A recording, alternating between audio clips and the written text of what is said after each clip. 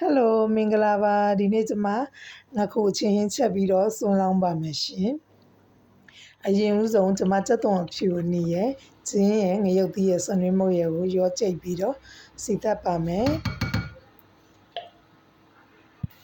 စီတက်တာစက်သွန်နည်းနည်းခြောက်လာပြီဆိုရင်ကျွန်မစိမ့်စားငပိလေးနည်းနည်းထည့်ပြီးတော့စီတက်ပါမယ်ရှင်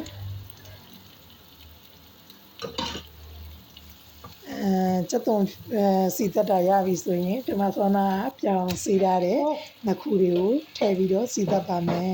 အရသာအတွက်ကျွန်မငပြရည်ရဲ့အချိုမုတ်ရည်ကိုပဲထည့်ပါမယ်ရှင်ငခုအချွဲတွေပြောင်းလို့ရှာလကရည်ရဲ့စားရည်နဲ့နယ်ပြီးတော့5 6 ခါလောက်အချွဲတွေပြောက်တဲ့အထိစေးရပါတယ်ရှင်အိုးကပ်ပြီဆိုရင်ကျွန်မအိုးလေးကအောင်လို့ခဏလောက်တည်ထားပါတယ်အိုးလေးနည်းနည်းကတ်လာပြီဆိုရင်ဆနာကြိတ်ထားတဲ့ကြိတ်ချက်ကိုရေလေးချင်းပြီးတော့ထည့်ပါတယ်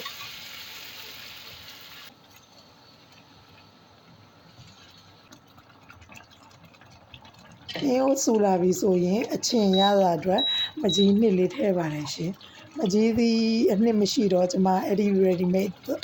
ဘူးလေးကိုတုံးထားပါတယ်ရှင်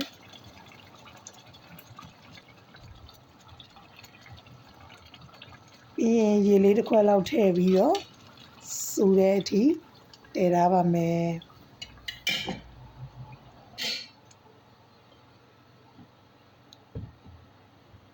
အင်းအားကြောက်ကန်နေကြရင်ကိုကြိုက်တဲ့အမွှေးကြိုင်ထည့်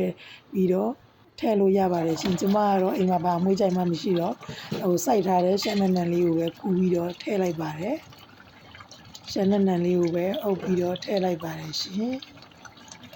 ချက်ပါပြီစွန်းလောင်းလို့လည်းရပါပြီရှင်